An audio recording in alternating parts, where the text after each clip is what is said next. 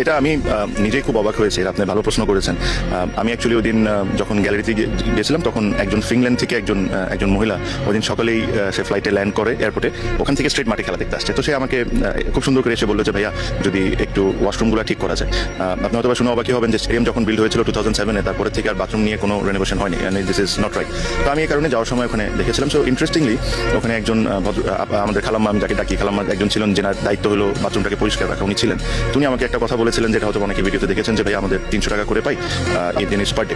এই জিনিসটা যদি আপনি একটু দেখতেন। তো ওকে আমি বিসিবিতে গিয়েছিলাম, বিসিবিতে যাই আমি জিজ্ঞেস করলাম যে আমরা যে ক্লিনিং সার্ভিসটা আছে এদেরকে পার পার্সন কত টাকা করে দিই। তখন জেনে অবাকি হলাম যে 650 টাকা করে দিই।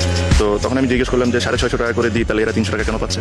আমি বললাম যে ক্লিনিং সার্ভিসটা টেন্ডারের মাধ্যমে অ্যাওয়ার্ডেড হয়েছে তাকে ডাকে। তো তাকে ডাকলাম, তাকে ডেকে আমি জিজ্ঞেস করলাম যে এটা রিজন কি।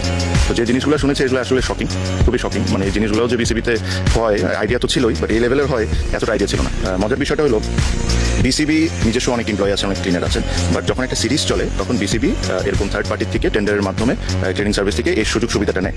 তো যখন এই টেন্ডারটা হয়েছে, একটা কোম্পানি টেন্ডার পেয়েছে, তো নিয়ম কি ওই কোম্পানি লোকজন দিবে। বাট এখন যা হচ্ছে হলো যে ওই টেন্ডার একটা কোম্পানি পাচ্ছে, বিসিবিরই লোকজন এই 30-40 জন ক্লিনার দিচ্ছে, ওই কোম্পানি টাকাটা বিসিবির থেকে নিয়ে বিসিবির লোকজনকে দিচ্ছে, ওই টাকাটা নিয়ে সে টাকাটা নিয়ে তার মতো করে ক্লিনারদেরকে দিচ্ছে, আর যার প্রফিটটা তা দেখে নিচ্ছে। তো তখন আমি ক্লিনিং সার্ভিসকে বললাম, মানুষকে আমি বললাম যে ভাইয়া আপনাকে 650 টাকা করে দেওয়া হয়, আপনি তো এখানে ফ্রি সার্ভিস দিতে আসেন নাই, আপনি এখানে লাভ করবেন বা আপনার কিছু খরচ টরচ থাকবে।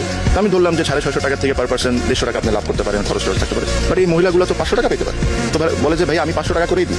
তো বলে আমি জিজ্ঞেস করছি কাকে দেন? তো বলে যে বিসিবির ওই উমুকরে দিই। উমুকরে দেওয়ার পর উনি আবার ওই ভদ্রলোকটা এই খালাম্মাদেরকে 300 টাকা করে দেন। মাঝখানে ওই যে একটা মানুষ বিসিবির একজন এমপ্লয়ি, যারা না আবার ওর লাভ আছে না ভাই। তো যে মাঝখানে যে ব্যক্তি কোনো কাজ না করে খালি লোকজনকে দিয়ে 200 টাকা করে সে নিয়ে যাচ্ছে।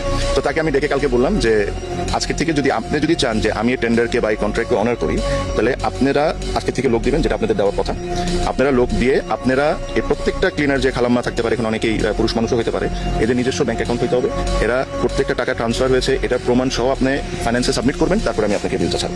এই ধরনের আমার জিনিস হলো যে এরকম কারাপশনস বলেন, এরকম জানেন বলেন, এগুলো তো আপনারা অনেকেই জানেন। বাট আমার কাছে কষ্ট হয় যে এই মহিলাগুলো যে যারা 300 টাকা 400 টাকা ডেলি ইনকাম করে, এদের থেকেও টাকা খেতে হবে, মানে এদের থেকেও আমার মানে টাকা চুরি করতে হবে। মানে দিস ইজ অ্যাবসলিউটলি ননসেন্স। আর আমি প্রমিস করেছি, আমি তাদেরকে বলেছি যে তার একটা বিল সাবমিট করতে বলেছি এই সিরিজে। আমি বলেছি যে আপনি 30 জন মহিলাকে ডাকবেন, আমার সামনে তাদেরকে 500 টাকা করে দিবেন। 100-150 টাকা আপনার লাভ থাকতে পারে, কারণ যদি কোনো কোম্পানি একটা কাজ নেয় তার অনেক কিছু কিনা লাগে, তার নিজস্ব কোম্পানি চালাতে হয়, তার একটু লাভ করবে, সেটা দ্যাট ইজ ফাইন।